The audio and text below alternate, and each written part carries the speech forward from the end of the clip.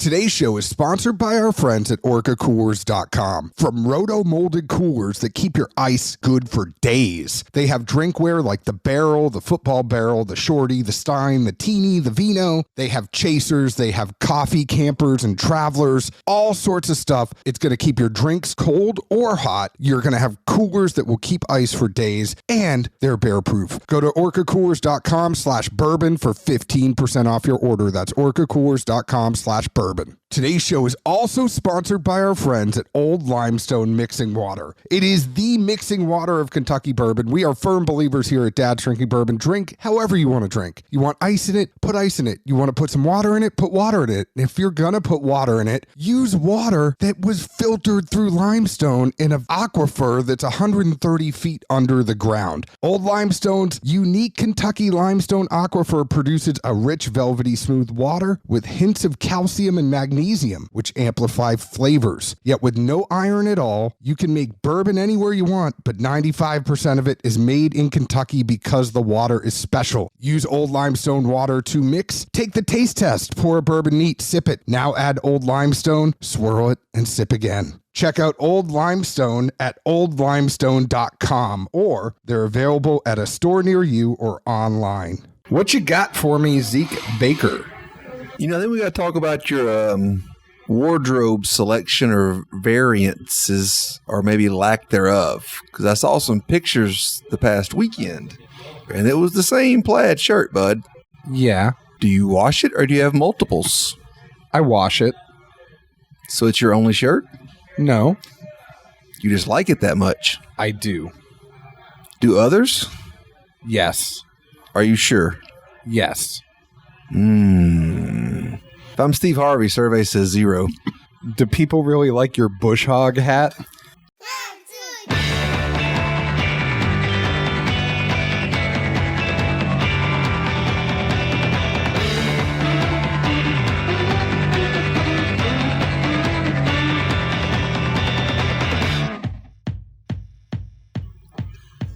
Hello, everyone. My name is John Edwards. With me, as always, is Zeke Baker, and together we make the Dad's Drinking Bourbon. Wherever you are, whatever time it is, thank you for making us a part of your day. It is a very unusual thing. We are here tonight at Broadway Brewhouse South in Cool Springs, Tennessee. We're right by the mall. They have great Chipotle barbecue wings that Zeke and I took down an order of while PJ and Logan just watched. But we are with our good friends from Blue Note.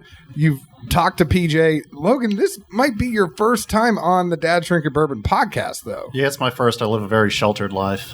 You've mentioned that. You did not get Beavis and Butthead references from about 2 minutes ago. Nothing at all. Tell us a little bit about your sheltered life. So it's extremely sheltered. As a good indicator, I never missed a day of school all the way through high school. So that's a good direction of where I grew up. Not even senior skip day? No, didn't do it.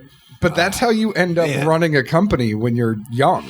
Yeah, you focus on pretty much everything, and you never sleep. But it's a good way to learn quickly and get into a really fun industry. Everybody knows and hates PJ, but what do you do? Like, what's your title officially at Blue Note? So as of this month, it's president and COO. So pretty good title to have. It's a pretty good title to have. Not a whole lot of upward mobility there, but it's a pretty good start. I mean, if you're the man, there's no place to go but up. I mean, inversely, when someone's like, well, what the hell happened? Yeah, all the fingers point at you. Can't duck down. Can't hide. No, there's definitely no hiding, but it certainly makes it pretty easy to just figure out where our direction's going, and then also just make sure we're always focused on the right things.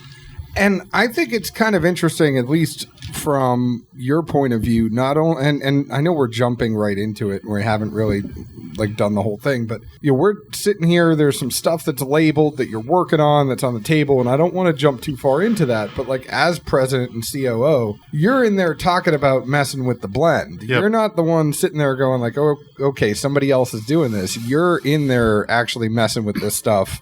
And have been. A lot of people don't know this. People have talked to the other folks at Blue Note. We've known this. Yep. But it's you in there messing with the blends half the time, isn't Well, it? I mean, the nice thing is I do have a really good team. There's certainly nothing that is just me about this company. But yeah, I've been here since early days of 2019 when we were just distributed in the Memphis market. But yeah, extremely hands-on in every aspect of the process. There's very few days where I walk away with clean hands. Getting in, working with the equipment, finding whether it's new facilities, working with investors, it's every aspect of the business. You have to be extremely involved in all regards. And I think the individuals that don't get that level of involvement really lose a feel for the company and a feel for the brand. You know, Zeke often has days where he doesn't walk away with clean hands either, but that's for other reasons. No comment. I don't wash my hands. Are you too busy bush hogging? Why does that not surprise me that you don't wash your God hands? made dirt. Dirt don't hurt. I have this talk with my kids. Depends on the dirt. All of the time. Rain makes corn. Corn makes whiskey. Now you're just going to start talking about corn. It's corn. It's corn. I'm just telling you. Like I tell my son, if a finger slips through the paper, you wash your hands. Otherwise, you're good. Okay, on that note, No, so not Logan, going let's there. go back to you.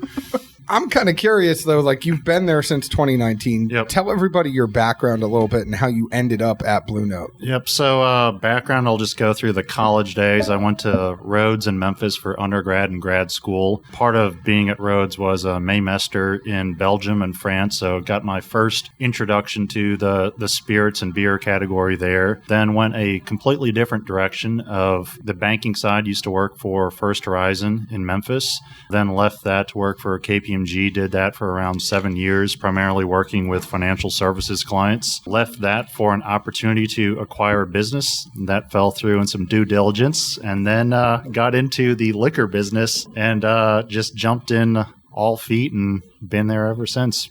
Now, while you were doing all this other finance stuff, like, were you a drinker? Were you a bourbon fan, a whiskey fan? So the quick answer is no, but I guess in reflection, going back to college, I didn't play beer pong. I played whiskey pong. So that should have been an indicator of where things were going to end up. And it was an indicator that, like, I said balls and move. This kid I went to high school with. Sorry, but like literally, we always played like or did power hour. Oh, yeah. Well, one time he decides he's going to do power hour with vodka. He makes it 36 minutes. He's still alive. Oh, gosh. He's not any less intelligent than he was to begin with, but he's not anymore. Oh, God. That's all I'll say. I mean, that's 36 shots Yeah, of vodka in... Yeah, that's not good. I mean, I'm pretty sure this kid's the reason they quit having the double-double at Wendy's in Jacksonville State, Alabama. Wow. I mean, if you're going to do something, don't half-ass it. He took water aerobics in lieu of showers. Really? What? What? I can go all day about this. I mean, and I'm sure he probably had a good nickname. What was his nickname? Dirty dog. Zeke's friends from Georgia all have great nicknames. Like, it's something, I don't know what's up with the water, but... He didn't pee in the pool, did he? I don't think you might want to ask. Okay. Oh, gosh. Just assumed As long yes. as you didn't see Baby Ruth, you were good. So I'm just interested, going back to Logan, like, I need to get off this. Yep. So you played whiskey pong. Yep. But did you play with like 80 proof or was it? So back then, yeah, I was just playing with Gentleman Jack. There you go. Yep. Like you played with the more expensive. Well, so what's weird is back in college when I would drink beer, I would actually get drunk. Which for me, when I get drunk, I just smile a lot more. But it's whiskey was the safer option. There we go. We These learned. like full-size solo cups, though. I mean, no, they're like, I don't know, shot-ish per cup. Well, no, I'm just going to like the Oh, yeah, they're full-size solos. overthinking way too much of like, Yeah. it's not enough volume. Yep, standard solo. Cup hits the ball, Yep. ball hits the cup and goes in. Cup's going to flip over because Yep. if you only got yay amount in the bottom. was- like a it was thimble tricky. size, it's just going to like knock itself over. Yeah, you don't nobody wanna- gets to drink. So don't wanna- sometimes around that, you would just fill them with water, and then you just have side cups with the liquor. It would depend. I mean, that's It's what depending I on would like think. how strong the people shooting against you were. I would think do that or 1 ounce pours. Like you either have to do 1 ounce Yeah, there's pours. just got to be and then- enough volume, otherwise the cup's going to flip over Yeah. and then nobody even gets to drink and you're pissed off and everything. Yeah. But I mean, I've played whiskey pong in the sense of like you have a glass of whiskey next to it and you just take a sip instead of doing Okay. like, so you have water in the cups and you shoot, and if it goes in, you just take a sip rather than like a shot. I'm Yeah. in the game now. Yeah. There are multiple options. House rules, they always determined. Well, we're glad you made it. What's been the trickiest thing as you've kind of, because you've had different roles over at Blue Note and kind of had to, with some people leaving, you've now taken more of a position in the forefront. Yep. So now you're worried not only just you used to just be worried about the numbers. Yep. Used to be just the numbers guys, the CFO. With the pandemic, it switched definitely a lot of focus to supply chain. We were extremely lucky in that we had no supply chain interruptions throughout the entire pandemic. There's not many people that can certainly say that. The hardest thing about this business is everything is in the future. If you're focused on current operations, you're way far behind. That comes from funding to inventory to brand development to individual SKU development to pricing. Everything about this is looking ahead. And you're good at that. I've always been very good at that. Is that like considered hoarding? Because I mean, I'm pretty sure the only people that survived. Did you say hoarding or whoring? No, he said hoarding. I mean, Okay, don't okay. let his hat fool you. But the only people that survived the glass shortage, I feel like, had to just have a exceptional amount of empty bottles tucked away somewhere. 'Cause you're not every incorrect. distillery, like either bottles and or corks, or well, we got some bottles and we got some corks, but you ever seen like the monkey trying to put the square in a circle? Because that's what these corks are going to do with these bottles right Yep. now. No, I mean, that was what was so crazy is when the pandemic first happened, it was, okay, we're going to have outages in this component, then the next, and just goes down the chain. And it first started with things as simple as the seals that you put on the bottles, the clear plastic. Yeah. And then it went to, okay, stoppers are a problem. Then it went to, okay, glass is a problem. Then cardboard, the adhesives are a problem. And luckily we were in sort of the transition phase of no longer working with brokers and going direct to the suppliers on every single component. Luckily, we didn't have the same type of interruptions that a lot of people had, and the quantities we were buying were meaningful enough where, yeah, we were sitting on, I think, probably 60-plus container loads of glass in individual orders. But if you weren't buying in those volumes, you didn't have glass for the year. And that just goes back to, okay, the operation side now triggered the finance side. I've got $1 million plus in glass. You better be able to pay for it because you've got ongoing operations. Yeah, I don't think anyone's going to skimp on glass anytime soon. Nope. Like I was up in New York State, probably about a month ago now. We were at Taconic Distillery. Yep. The owner was like, yeah, a few about weeks to months where we didn't have any glass. Yep. Like, you know how much glass I got now? Yeah. I'm good for a while. Like this shit ain't gonna happen again. Well, that was what was really crazy is so we've wound down almost all third-party operations now, but we used to bottle for a lot of third parties. We used to store barrels for a lot of third parties, and some of them were so negatively impacted that they were shipping 2 pallets at a time from outside of the country to deliver to us twice a week. And that was their supply chain. And it's like, okay, we're seeing this from groups that have 6 times, 10 times our capitalization, and they're seeing these supply chain interruptions. And that was sort of just the realization moment that, okay, we've actually gotten way ahead of this when others didn't.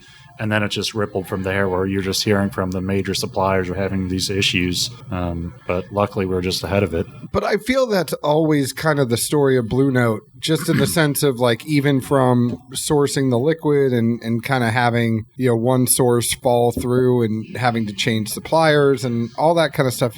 Y'all have always been very resilient and figured stuff out very, very well. One of the strongest things we have going for us is we are a small enough organization. There's only around 20 of us that work for the company. We have some third party that work on the sales side, but the size of our team allows us to adapt very quickly. And that's where some of these larger organizations, they may see an issue, but because they're not able to adapt, you just get hit with it time and time again. Cool. It's a good thing. It works. No, I mean, it's a very, very good thing. Yep. It was awkward because nobody else was looking at us, and it was just you and I looking at each Just other. eye to eye. What? Zeke's looking at you now. TV was showing like kids with like clubbed feet and shit, man. Really? Yeah. Yeah, I was laughing at his reaction because all of a sudden I turned over my shoulder. And You were so worried about the fact that I was like facing the TV. You thought I was going to be distracted the whole time, but Randomly and real quick, because I know it's not the main focus, but it's kind of a secondary or tertiary niche. How influential to business is the extra storage, extra bottling, the things you do for other people that don't say Blue Note? And again, I know it's not part of the label or the brand or what people necessarily see, but I think as far as a business side, that probably gets overlooked a lot. Yeah, but it does keep the lights on at least, right? Well, so it's really interesting to see from 2019 through today how much that side of the business focus has changed. So early days, third-party bottling, third-party storage was really important. And now you can look at those numbers and they're honestly just very inconsequential to our overall operating revenue. But as far as the relationships and what we're able to learn about this industry, it really was invaluable. At this point, we've shipped probably around, I think it's 18,000 barrels of third-party storage out of our warehouse in Memphis to around, I think it's 140 DSPs. Wow. So it's really interesting, and it's certainly a point of frustration when you have sort of the inside look that I have of all these brands that are making certain claims. And you're like, well, based off what I shipped you, I'm going to call some BS on that one. But you guys are selling what we shipped you, and we also bottle sometimes. But you're getting what for it? And what's the label say? Yeah, it makes it interesting, but that's the nature of the business. There's a lot of storytelling, but no, it was really cool to see how involved just the brokerage market was and how many people are involved in third-party barrel activity. Everybody's got a buddy. It's like the music industry in Nashville. Yeah. Everybody's got a buddy that sells barrels on the side. It's like, oh yeah, I know this person. This person's like, well, that person's actually the same person. You're just talking to them like 5 different ways. But no, we were lucky enough to work with the major players as well as some publicly traded companies, which was really crazy when you look at, we are this really indescript location in Memphis, Tennessee. How in the world did any of this stuff happen? And it is really cool just to see how it all has played out over the years. So you're still doing, I guess, like contract storage at all? So we are about to wind down all contract storage. There's only around 2,000 barrels left in our facility. Wow. And as of the end of January now, those should all be gone. Okay. And then we'll be rotating all of our barrels in-house. And we're looking to pick up another 80,000 square feet in Memphis as well to continue to expand. So that'll push us over 100,000 square feet. Nice. I know it's not the most interesting thing ever, but anyone that's like, well, what else do people do to keep the lights on? Like, well, actually, as a side hustle, the first few years, this paid all the bills while we built a brand, and now we're able to focus on what's going on. Yeah, I mean, I think it's really looking at how much overhead you're trying to cover. So whether that's third-party storage, it really doesn't cover that much expense. The amount that you're going to make off of any individual barrel is extremely low. When you look at things as uninteresting as insurance cost and rent, that's where a lot of these people get into the business and then realize you're underwater pretty quickly. When it comes to third-party bottling, there's a decent amount of money involved in it, but then it's supply chain issues. You may have handled your supply chain for your own brand, but if these other parties haven't handled it for theirs, then you're constantly having downtime, which then gets into, okay, now I've got a lot of sunk costs, and it really becomes very inefficient very quickly. There's a lot of people that have obviously addressed those issues and are at substantially larger scale, but where we were at 2019, 2020, it was certainly not where some of the larger producers are at. Well, and if you're at one of those other places that has like a waiting list to get it's okay. If one person doesn't have their supply chain, you just it's like, immediately. You just go, okay, we're going to move somebody else up, and it's a continuous thing. One of the things that I find interesting, like at least if you look at, and with your finance background, you know, if you're looking at the tenets of investing, if you think about like what are your most safe investments, right? You know, those safe investments need to get you X amount of money. Yep.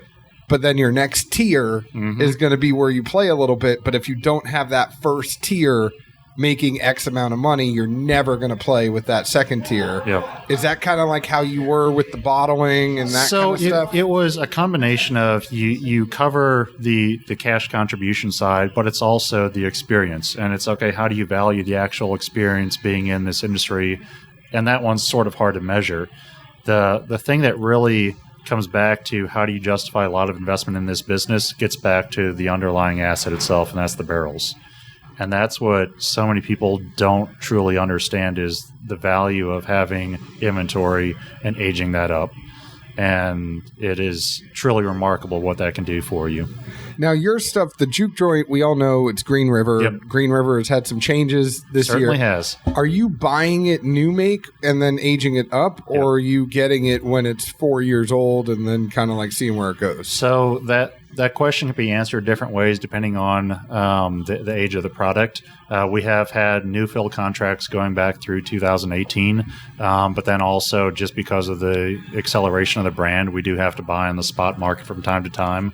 We try to limit that, but it's sort of just one of the things that does come up is spot market purchases.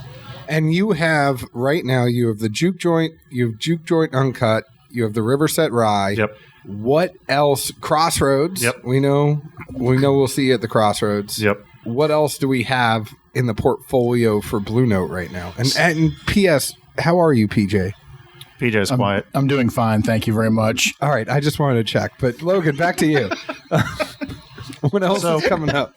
So I think that brings up a really good point about our brand is there's an ability to always introduce something new and generate a lot of buzz. There isn't necessarily a lot of traction that goes into that sort of focus. And what we are trying to do is the extremely difficult side of the business, which is generate traction, depletions on a limited number of offerings. So if we can focus that on Blue Note Juke Joint, Blue Note Crossroads, that is where the real value is. We're going to continue to introduce limited time offerings, things like 17-year-old that we dropped last year. We're working on a Blue Note Special Reserve, which is kind of a crazy combination of blended finished products that'll be dropping hopefully first quarter of 23. But it is really trying to focus the company's initiatives around brands that have the million case capacity at scale. There's something to be said, and I tell brands this all the time. It's like, I think everybody, especially if you are an NDP like yourselves, and you have brokers coming to you, once a broker comes to you and they sense that you kind of like got that itch, like you might be a little addicted, they're going to be like, hey, I got these barrels. Do you want, and if you say yes all the time to wanting those barrels, now you're stuck with all this inventory and you got a million LTOs coming out. Instead of where you guys, I think we're really smart, as you said, all right, like our core offering is juke joint and juke joint uncut. And we introduced Crossroads with the French oak, but Crossroads also, I think, gave you flexibility, and keep me honest here, where you could have a Crossroads that isn't just French oak. You could do a different finish. You could do all sorts of stuff. Like the Crossroads could change over time, right? That is absolutely the intent of that one. So you have, but it's kind of like, 4 main SKUs where the Crossroads is kind of an LTO. And then now this Special Reserve would be an LTO. And then what I'm holding in my hand would be an LTO as well. This is it is Las Notas, but what's going on with this one in my hand? So that one was a collaboration with an Argentinian wine company. And so that was our juice that goes into juke joint as well as Crossroads. So it's a 70-21-9. And then it was finished in these French oak wine barrels for an additional year. And I'm the first one to admit that most wine finished products that I've had are not very good at all. And we released 11 barrels into the Tennessee market. One of them we held back just because it did not have the finish that we're ultimately looking for. But the complexity and the wine forward nature, but then the bourbon carry through on the back end really created something that we were very proud of releasing to the market. And once again, just the limited nature of it, not a massive release, but also just giving our home state of Tennessee something cool to play around with. Well, and I wonder too, like, I assume some LTOs at least are based on the premonition of, if we can get more of these barrels, we'll continue to put it out. Yep. But out of our hands, out of our control. So just to not like.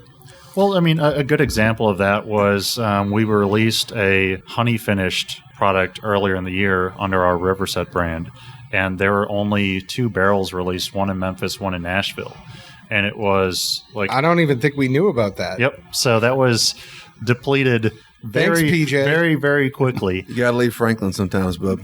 But it's a good example of, we will occasionally release effectively public-facing R&D type products, and then if the pull-through is there, then we'll look at larger scale, whether that's a full year offering or just a seasonal release or even an LTO.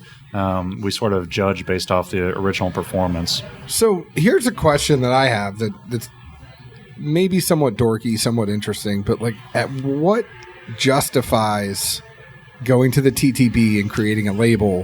Like, if you have 2 barrels or you have all this other stuff, is it not worth it given what you have to do and the hoops you have to jump through in order to get that done? So luckily, on the TTB side, there's effectively no cost because we do it all in-house. The label production is where the true cost is, and also the label design. And yeah, that's one of those things you just have to bear the upfront cost and then go forward with it. You're upside down economically on a lot of these R&D type releases, but that's the nature of the business. That makes sense. Yep. I mean, totally makes sense. I mean, I wish we weren't upside down on it, but that's how it goes. Although, since we haven't mentioned taste anything yet, we should revert back to this French oak that you mentioned. Not the French oak. You mean the Las Notas? Still French oak. Still finished in a French oak. Oh, is it? Yeah, it's Buddy, French oak pay wine attention to barrels. what you say. Oh, there it is. Straight bourbon whiskey finished in French oak Las Notas barrel. It's just wine, not cognac or Armagnac, which I think, at least for me personally, like when you said French oak, that's just where my mind always goes. This point is cognac, Armagnac, and a certain essence, presence, profile. So I was immediately thrown off to a degree. Like, hold on. Yep. You sure it's a French oak? Yep. About like oceanfront property in Arizona. I think somebody got you. Well, what was really interesting is, so the used cooperage was shipped to us, shipping container, I think it was on the water for probably 3 months. It arrived in Memphis, and it looked like brand new French oak cooperage, like pale white exterior like you would expect. And then we add the bourbon to it. A year later, it's picked up so much of the color of not just the bourbon but the wine. And I was talking to some people about it, and it just gets back to the climate of Memphis. We talk about it. Sure, some of it's just a marketing spin, but there is a very real difference of, you look at climate of Argentina, shifting all of that to now to Memphis, the humidity, the temperature fluctuations, it was actually going in and out of the wood more in Memphis than it did its entire life being in Argentina. And it's just really cool to see that actual visual representation of that happening. And I'm like so into this now that I interviewed Jordan Vaya from Savage and Cook recently. And their wine, I mean, because Zeke and I are notorious for saying we don't like wine finished barrels. And we've talked about it. Like, there are people that have come all the way up to Nashville. They want to sit with us in person, just like you are right now. And they're like, hey, we brought you a wine finished barrel. And we're like, I don't know if that's what you want to showcase first with us. Sorry, John. My cat's got to get his wisdom teeth pulled. I'm busy that night. I got to run, man. Emergency. I tell him I'm really sorry. If you wonder the nights that Zeke Baker is on assignment, it's a lot of. But truth of the matter is, when I was talking to Jordan, and so Dave Finney, from Prisoner, Orange Swift, those wines, he's the one who started Savage and Cook. And they didn't finish. I mean, of course, wine was going to be a big part of what they do because of him. But he finished in his bourbon, they finished 18% of the batch in the wine barrels. And then with the rye, they finished 17%. So what they did is they let that kind of like get in for some of it. So you're getting those wine notes. But then the wine isn't overtaking the whiskey by not finishing.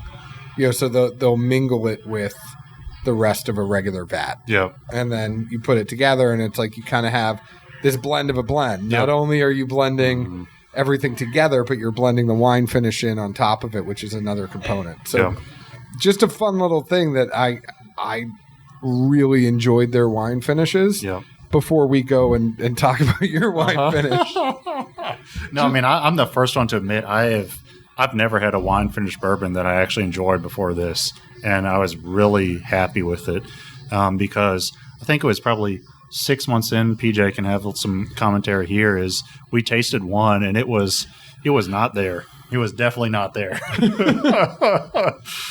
What was it? It was just funky. It just didn't taste right. It was unbalanced.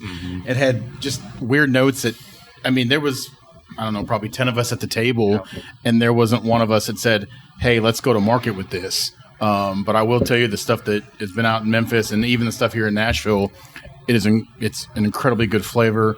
It's a really, really good product. There's this funk on the finish with it. Like, it's just... I've been trying to put my finger on it for 20 minutes now. Oh, I know. We've been drinking it the whole time, and Zeke was like giving me the look like we should probably tell them we were drinking. And I'm like, I still haven't figured out what this funk is. Yep. And like, we're not the non-drinking bourbon podcast. Yes, I know. Everybody knows that. There's not a person who has a doubt, Zeke, that we're having a pour while we're doing this podcast. It's just nice. We are in a bar right now. We are in a bar. This is the first pour I've ever had on the show. I will cut you. We did pick. Now, the good thing is we did pick the Blue Note 17, the Not Your Dad's root beer. We picked that in my house with PJ on the show. And then taking everything full circle, we did have a pour of that before we started recording tonight. We did. Still great. I'm glad we didn't You even take had a PJ's photo input. session before this started. I know. We had fans that saw our picture on the back of a bottle, and then we had to take a picture. They saw Zeke. They were, man, everybody loves Zeke. I don't know what it is about like twang. That shit-eating grin on his face. They're just like, oh, who's he? It's the Georgia man come up to Tennessee. Oh, man. But what do you guys think the funk is on kind of the end of this? And is it the wine? So I think some of it might be the wine. I think part of it also is just the transit. Wine finished whenever it goes into a shipping container received in Memphis. Like that's going to do something to the wood itself. I think that might be part of it. But I mean, ultimately, it's so hard to tell when it comes to some of those flavors. But this is the Green River juice in there, right? Green River juice. Yep. Because I had a conversation recently with a buddy of mine. I assume Green River primarily buys ISC barrels. So at this point, I think they're pretty much buying anything they can get their hands on. To a degree, but yep. Ideally, that's what they're going to. I mean, again, back to the bottles, the corks, the stoppers. If you're creating bourbon at this point, you're putting your liquid in any barrel. We all that's got to do what we got to do, but theoretically, that's what they're going in. In the beginning, that's their plan. In the beginning, there was. But that was our conversation. In the beginning. And I literally said it like, because they work for a different brand, and I said, I don't know what other factors are there, and I'm not that smart, but presumably they're buying ISC barrels. They've still got 3 to 4 year juice, but for whatever reason, either the mash or the yeast or however it comes off, you still get an oak essence for a 3 to 4 year product versus charred, salty, briny, the things that at least I certainly bitch about, and John will from time to time. Like, obviously, I don't have any like financial interest or anything else other than just saying, for whatever reason, this just comes out better than other 4 year products. So, I don't know if it's a weird, like, unplanned synergy of somehow these things they put in to their juice mix with the barrel and just. I think there's a combination of factors, and some of the barrels that went into this are also. I know the commentary online is how this has been overplayed, but we had several thousand barrels that were in a rickhouse collapse up at Green River. That was July of 2019. These barrels are part of that. And if you look back at what actually went into that, what those barrels experienced really was unique. So you had 20,000 barrels, call it 500 pounds a piece if it was all new make. The force multiples associated with that much weight collapsing is just off the charts. So what it did was it broke loose so much of that exterior char that was in the distillate for the remainder of the aging. So instead of just that level 4 char just being on the exterior of the barrel protecting the interaction with the oak, you now had the actual char floating around. So you take that plus the heat, temperature changes associated with it. You had a lot more air exposure because the staves were expanded a little bit more. When the excavators were pulling it out of the piles, it did do something a little bit different. Yeah. Now, was that everything? No. I was At least smirking. part of it. No, don't smirk entirely because it sounds crazy until you see the barrels. No, I was smirking because the reason I smirk about it is it would be so easy for y'all just to put out like single barrel after single barrel to say like, quote, Warehouse C, Oh, Survivor. Yeah. No, the stories that I've seen were, okay, we were in a flood. We were in a fire. We were hit by a tornado. Then we had straight line winds. And then we've received emails into our info account, even as like, sorry that you guys were completely destroyed and will never have anything released to the market again. And we'll respond back, no, that was an offsite storage. We're completely operational. And they respond, oh, no, you must be confused. It was completely wiped out. Like, who do you think is responding to this? Like, what? We are alive. but I just find it funny, right? Where like you could really sit there and go, hey, private groups come over. Who wants a collapse survivor? Yep. And you're like, nah, I'm going to put it with this wine shit. Yep. And like, we're going to see what happens I mean, here. it really gets back to just over time how much the company has evolved. Just because this is inventory, it aged up, it was at the right age, go to market with it. There wasn't always the forethought of, oh, this would be a great story to tell. It was, we've got product that tastes great, let's put it to market at a reasonable price, and sort of went from there. And that's sort of what we've lived off for the past 3+ years. Although, has anyone else, at least hopefully for my own sake, been like, French oak, hold on. This isn't Armagnac or Cognac. Because again, I just keep getting thrown off by it. No, that's what's interesting is so these have only been in the market for... Especially, I guess, with Crossroads being French oak staves. Yep. So, I mean, honestly, with Las Notas, there's been really not a whole lot of questions. I don't know if PJ's seen any in the market, but in Memphis, it's pretty much just accepted something cool, an interesting release from us, but nobody really goes into it. Granted, we do nerd out more than most people. We do so more than most. We're in the small percent, but literally, I've just been hung up of, oh, this is French oak, but I taste wine, and like John said, there's a funk to it, and other wine essence notes. They're just like... Not to get you off topic, because I know you were about to say something else. Like, how fortunate was it that these are Las Notas barrels? Like, did you seek out a wine company that just happened to, like, I mean, and yes, the notes don't necessarily have something to do with Blue Note, but it is, a note-related thing. So it was a really interesting collaboration. So our old insurance broker was a partial owner of the company that owns Las Notas, and it was, hey, this would be a really cool collaboration. We're like, yeah, it would be. And the fact that it was, okay, a wine with just a great story behind it, the name combination just works perfectly.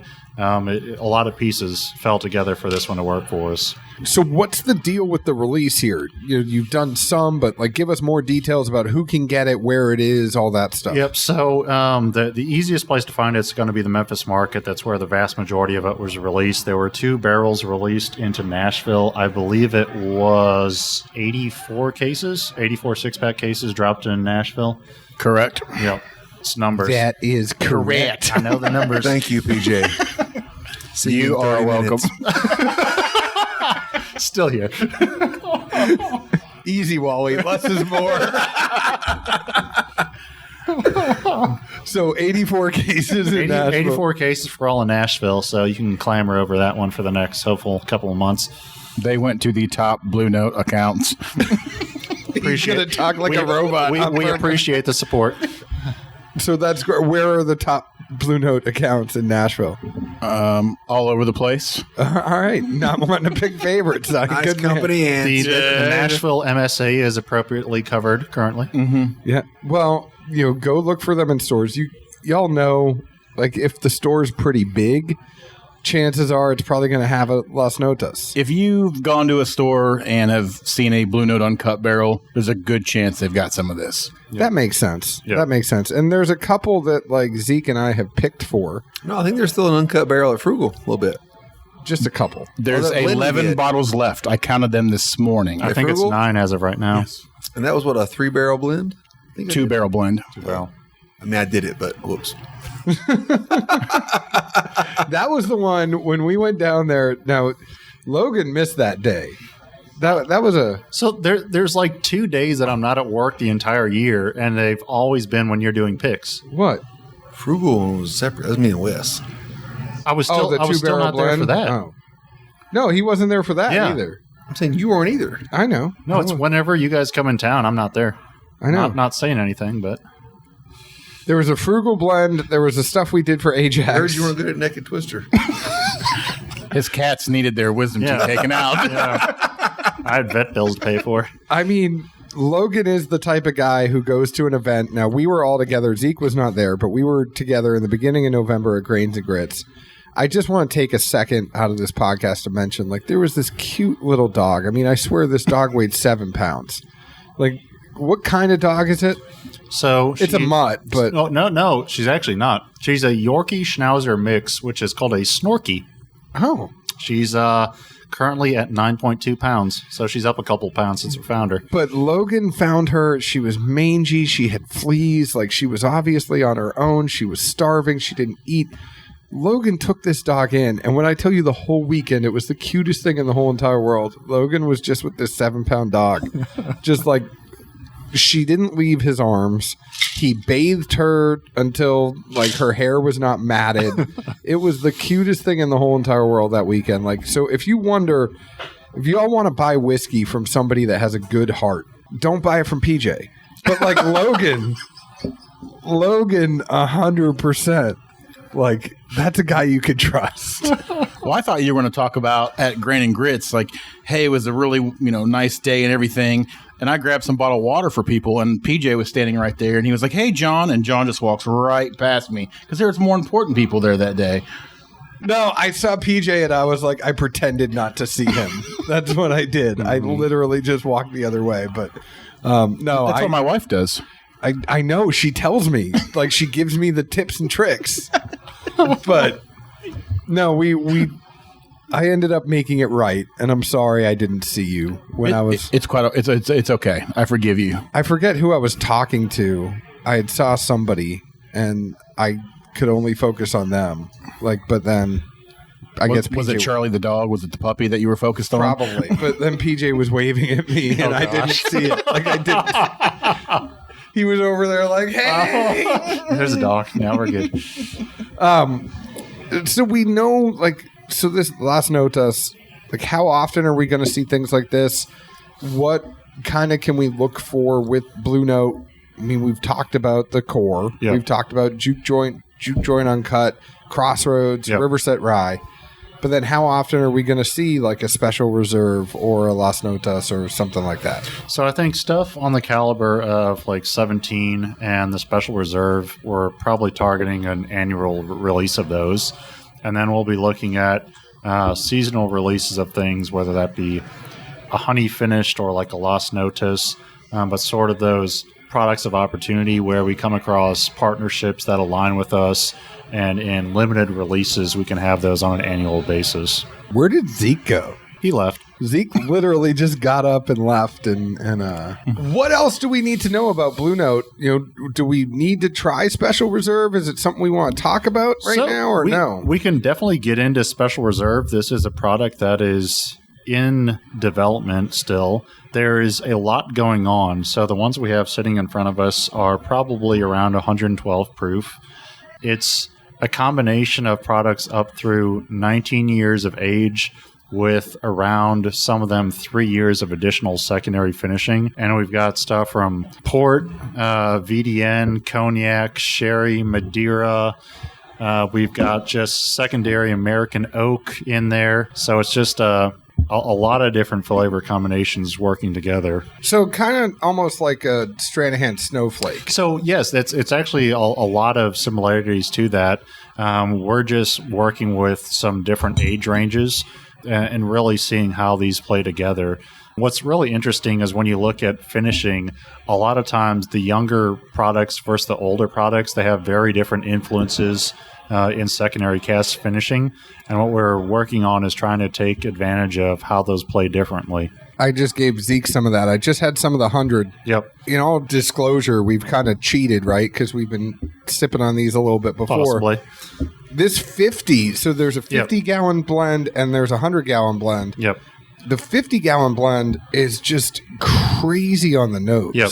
Yeah, the nose on these is really, really incredible. And one of the things I'm still playing around with is if we maybe add some more of the 19, 20-year-old product we have to it just to help with the finish.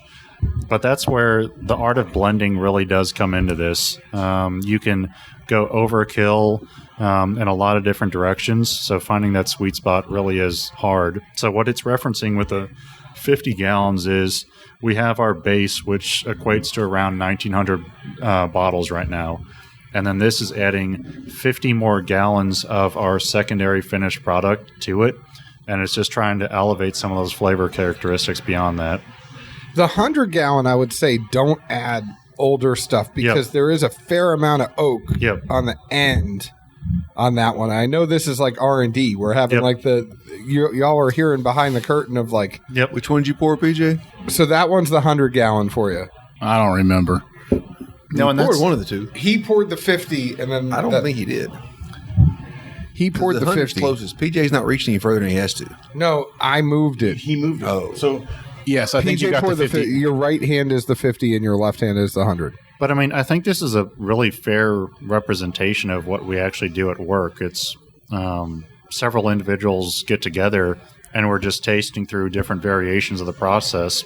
And we've had a bunch of questions about, you're master distiller, you're master blender. And it's, while those titles may be great, we've found a lot of value in a lot of collaborative tastings, coming up with a lot better answers than just any one person.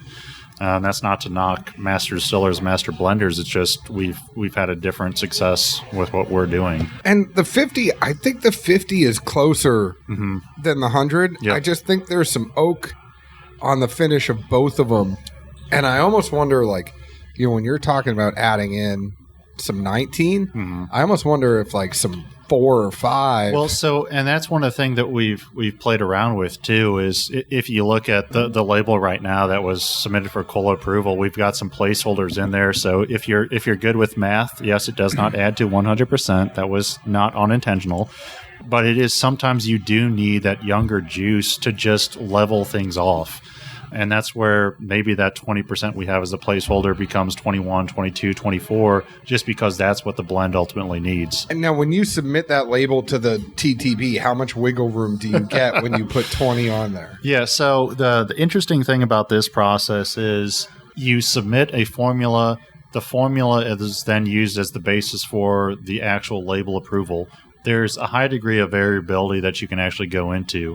You can change proof points. You can change up the ultimate ratios. What you can't change is some of the actual like legal language associated with what you're representing on the labels. But I think this gets into a completely different topic, which is just sort of how ridiculous some of the TTB approval process has become. And whether we want to go there or not, I'm open to Nope. it. But nope. I mean, at this not time, not touching it. At this time, I don't edit, but John does.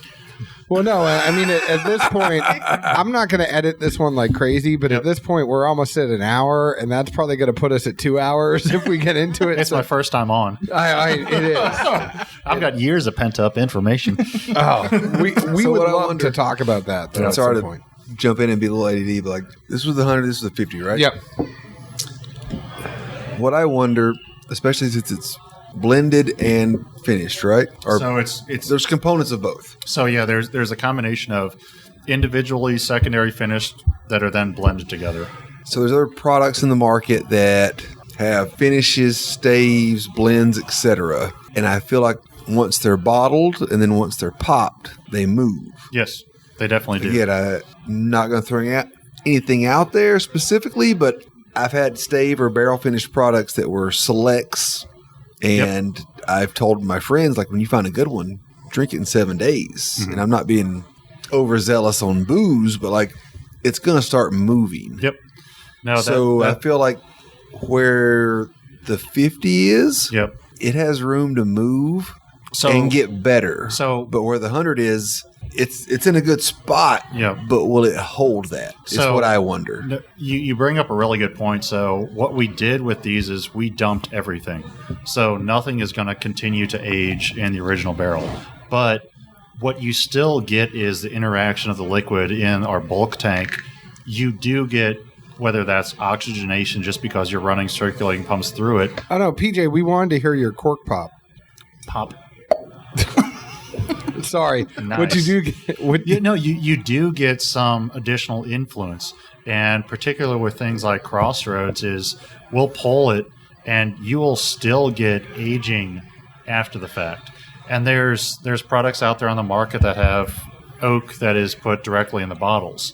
The inability to control what that product tastes like is just off the charts. But yeah, the flavors are going to move. And again, I'm not going to call out any other brands or throw out anybody to the bus, because you can probably figure out where I'm going with this to a degree. But I think even talking to those people, they'll admit to you, like, these things change, they do move, and there's a lot more variables, in play than just normal straight bourbon whiskey. Yeah, so I mean, and to me, that's where I feel like this 50, like, is there a little bite and a bark to it? Sure. But what does that do once you run it through the tanks? Once, even if there's no, water added, there's still filtration and through the vents or whatever. Air gets in there a little bit. You bottle it, you crack it. There's a lot of movement that people don't factor in. No, it really is a point that I think a lot of people lose sight of. And when they're even selecting a single barrel, they expect that single barrel to taste exactly like it was the day that they selected it. Okay, well, our brand, we can turn a single barrel, call it 7 to 14 days, and it can be available at your distributor. Most brands, that's 6 months to 9 months later. Well, you've got multiple seasons that are going to continue to influence that. Your proof point's going to change.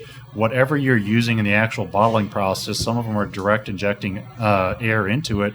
That's changing the process. Yeah, and it's going to change the flavor. Even if you're not purposely doing it, I feel like it happens. I remember forever and a day ago, we were with Matt Bolas, chef at 404, and there was some single malt product he was talking about picking. I can't remember what it was. It was obviously a long time ago, but Rua. But he told the guy, like, I'll pick it, but you have to bottle it this way. And the guy's like, what do you mean? He's like, if you bottle it your way, it's going to change it, and it's not what I want. He's like, you're crazy. He's like, no, I'm not. He's like, I'll take it, but you have to bottle it this way and cut these steps. And it's just funny, because we're all getting quirky on booze, but again, I think it's the steps and factors that no one accounts for, or it's not like water, we're going to dilute it. Extra age in a barrel, that does something. But there's still just the intrinsic steps of, all right, we're going to dump it tomorrow, man. We got you. Well, what are you going to do when you dump it? No, I mean, there's everything about that. It's okay, what are you dumping that single barrel into? How long is it going to sit in that vessel for?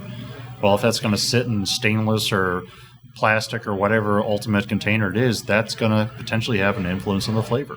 Well, and all those things play into it. The thing for me, going back to what Zeke was saying, though, is I kind of disagree with him where he said the 100 is in a good sweet spot right now, and I'm just being completely honest with you right now. I think the 100 is too dry. No, I think it offers air. If I bought this and I cracked it, I gave it in a week, I think it's where I want it to be. You're saying the 50 for the 50, but I'm saying the 100, the 100 that you tasted, which is right here on your left side, that you said the 100 might be okay where it is. I don't think it's okay where it is. I think the 50 gives more room, and I think if you put a little bit of younger juice in with the 50, it's gonna round it out well. I think the movement of it once it's cracked. 100. I'm agreeing with you on the 50. I'm disagreeing with you that the 100 is okay. I don't like the 100. Oh. I think the 100 is more water. No, I think the 100 is too dry on the very end of it, and it goes kind of oaky and dry quick on the finish. It does neat if you drink water and have it right behind it. Yeah, but that's effort. Drinking water? Yeah. You go to the gym 8 times a day. I know, and I drink water every single time I'm at the gym. there By you the go. time I drink whiskey, I'm like ready to just drink whiskey. I'm just saying. But like I agree with you on the 50. I think the 50 is really where it's at. And then if you play around with the juice that you're putting with the blended stuff, with the finished stuff, I think that's where. And it is interesting because it goes back to kind of what I was saying about like Savage and Cook and how they're not doing the whole blend. It's kind of the same thing there where you're putting a component in with some regular whiskey. Yep, and that's the interesting thing is it's, okay, do you go with what the market necessarily wants you to do? Go the 120, 130 proof, the 18, 19-year-old only. Well, that may not be the best combination of all those different factors you're pulling together. Well, what was the Bookers they did? And Zeke always keeps me honest on this one. I bring it up all the time. It was the Bookers, was 25? It the 25? And it had like a whole shit ton That's of the one like, that took forever to release because it kept getting shot down. Well, and they had to keep putting younger stuff in it because the older stuff was just too oaky. Yep. And then finally they were like, we're going to put a bunch of 4 or 5 year in. We have a bottle of the 17-year-old that's been rebarreled. I think it's 19 now. Mm-hmm. I don't like it. I mean, it is a total, but when you're adding it into some of these, like what I've tasted over there, it's fantastic. It's crazy, some of those. And it's also why, like, you hear these stories about Wild Turkey had their rare breed a couple years ago that had like 17, 18-year juice in it. And same thing with like Four Roses nude label. Well, I still want to call it yellow label. But It's yellow label. John, we have decided a long time ago it will always be yellow on this show. yeah. But like, Mandy knows, Brent knows that they're okay with it. yeah. But Four Roses yellow label, I mean, they put 20-year Four Roses in the blend, and that's the stuff that's under $20 because they know in a blend it works out real well. Yep. But Well, especially with different mashes. I mean, like, recently we tried some stuff, and it was like 17 or 18-year MGP light whiskey. Mm-hmm. And it was, at a barrel pick process, and it was, all right, I know the age statement. I know what this is going to cost. And it's good, but, like, it wasn't overly complex. Yeah. And at the same time, save this and just use it sparsely in blends because minimal amounts at 140 to 150 proof. You're pulling a lot of weight at, 5 to 10% probably of total yield volume. And you can't beat that for the money you probably have in it if you've owned the barrels for a while. I mean, that's what's interesting is so the remainder of the third-party storage we're shipping out a bunch of, at this point it's around 18-year-olds that are under 80 proof. So there ain't bourbon whiskey anymore. Nope. Yep. So you're blending that with something that's got some heat behind it, but it's going to be interesting to see what that customer ultimately ends up doing with it. But I think that's the NDP market and space, and that's where in the next, I'd say, 3, 4, 5 years or so, you're going to see elevation or, I guess, suppression just simply in who can take what they have and what's available or what they can buy tomorrow and be resourceful enough to find ways to bring that to market and make it obviously enjoyable, palatable, whatever you want to call it. Yeah. But that's going to be the side of the innovation that is going to separate, I think, almost anyone or any brands from the rest is, well, we're all fishing the same pond. Yep. We kind of caught the same fish even. Who the hell cooked it the best way? Yep. Well, I mean, even the concentration from the producers is going to continue. I mean, some of the acquisitions we've seen earlier this year, they may have occurred now, but the rollout and the impact of those barrels not being available to people that are currently working with them, that's 3-4 years out when their production contracts end. Yeah. I mean, that's the thing about this when I get back to is you have to be looking so far ahead of that's what you have to be looking for is... As opposed to 5, 7, or 10 years of, please God, somebody just buy this pallet or pallets of barrels. Nope. We just need somebody to drink whiskey so we can make money. Nope. Hey, can I go back in time? You wish you could back when prices were a whole lot less than they are today. I love when we were first starting, and this is a good thing to end on. Back when we were first starting, we talked to everybody who had all the MGP contracts, right? Like from way back in the day. And it was $300 a barrel. And they talk about it all the time that it was like, and I'm talking about the epic MGP that people trade on secondary for over $1,000 a bottle. Like all the Old Scout, the Bell Mead, the Blom Brothers, all that stuff that everybody liked was $300 a barrel. way back in the day. Yep. And now it's like you're lucky. Like an OWA barrel back in the day was $3,000. Now it's $3,000 for new make at, these distilleries. It's just crazy where whiskey has come, but we love seeing all the good stuff y'all do. PJ, are you good? I'm great. Is Brady losing? What Brady is losing. It's a great day then. That's why John's not so chipper right now. Oh, I'm sorry. Hey, Are his balls deflated? I used to like the Pats. it's all right. Just a He might be sad underwater. You may need to call the Coast Guard in. ending. Ooh. Hey, Ooh. y'all go find Blue Note. Find these Las Notas barrels. Find them out. Find anything else. When the special reserve, when can we kind of expect it? We're looking for a first quarter of 23. All right. We can't wait to see that. Find Blue Note online. Find them on Instagram. Find them on Facebook. Find them in Memphis, Nashville, a whole bunch of other states online. 17 states. You can go ahead and find us on Facebook at Dad's Drinking Bourbon, Twitter at Bourbon Dads, Instagram at Dad's Drinking Bourbon. Please leave us an open and honest review, just like we leave open and honest reviews about the whiskey we drink. Zeke, I salute you. Hey, Where else can the folks find us? well, we still have to play this game of shuffleboard to see if we get to pick a barrel somewhere in 2023 or not. Yeah, we're trying to pick a Blue Note 19. You heard it here first. Dad's Drinking Bourbon. Blue Logan Note agreed, 19. and he stuck with PJ as a partner, folks. Logan, you agree to this, right? There's a lot of silence on this end. Yes means no. I just don't want to talk about football and baseball smarts again. I had the best Irish goodbye in Memphis. Cheers. Cheers. Ciao.